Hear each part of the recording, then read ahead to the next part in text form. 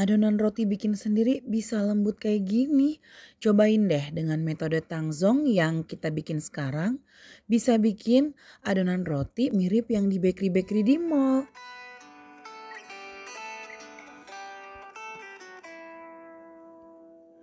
Aku tak mengerti apa yang ku rasa. Rindu yang tak pernah begitu hebatnya. Aku mencintaimu lebih dari yang kau tahu. Meski kau takkan pernah tahu. Hai, kali ini kita mau bikin roti manis isinya sosis. Saya pakai metode tangzong, jadi kita mau bikin pasta tepung dari susu dan terigu yang diaduk lalu dipanaskan menjadi pasta seperti ini.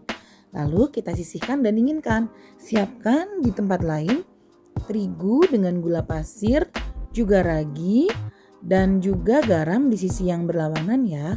Lalu telur, di sini saya pakainya 3/4 kira-kira. Dikocok lepas dulu baru kita pakai sebagian. Lalu pasta yang tadi kita campurkan juga ke dalam campuran terigu. Kita pakai semuanya sesuai takaran ya.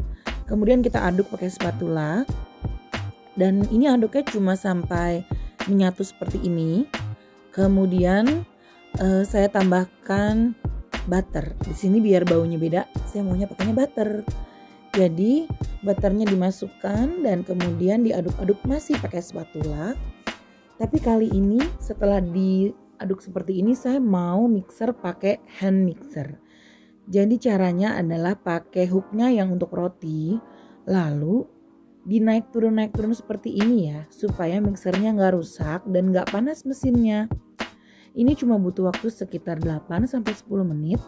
Dan adonan sudah cukup kalis. Sebentar kita lihat dulu, kita bersihkan pinggir-pinggirnya, bawahnya sudah tercampur rata dan aduk kembali dengan cara seperti ini. Naik turun perlahan-lahan, kemudian ini sudah cukup kalis. Kita lihat ya. Kita ambil sebagian adonannya, ini kan udah bagus banget nih ya, udah kalis, udah mulus, tapi kita mau tes. Coba kita ambil sedikit, lalu kita rentangkan. Gak perlu lebar-lebar seperti yang orang-orang suka bikin ya. Kita cukup, nah untuk tahu aja ini bisa tipis seperti ini dengan menggunakan hand mixer. Ini udah cukup banget loh. Udah kalis dan tinggal kita diamkan, kita resting. Kita butuh waktu sebenarnya tergantung cuaca ya. Tapi saya pakai kemarin 45 menit. Saya diamkan. Untuk resting babak pertama saya tutup dengan plastik wrap kain biasa juga nggak apa-apa. Setelah 45 menit kita lihat dia sudah mengembang hampir 2 kali lipat. Kemudian kita siapkan minyak untuk olesan, oles di tangan juga oles di bidang datar yang akan kita gunakan untuk membulat-bulatkan dan membentuk rotinya.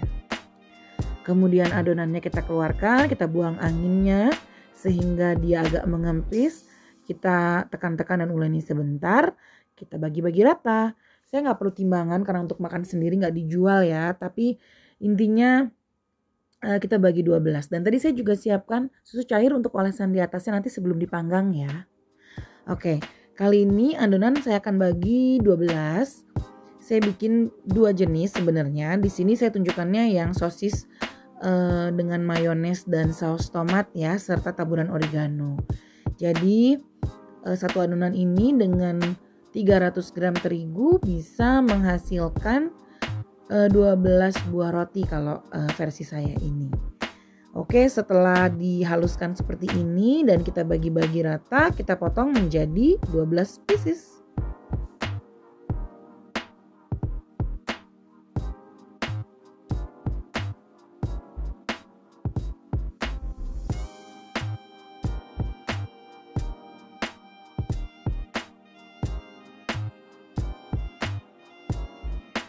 Kita bentuk sesuai selera ya. Ini saya mau isi sosis, lalu nanti kita belah-belah jangan sampai putus, kita iris-iris dan kita bentuk seperti caterpillar.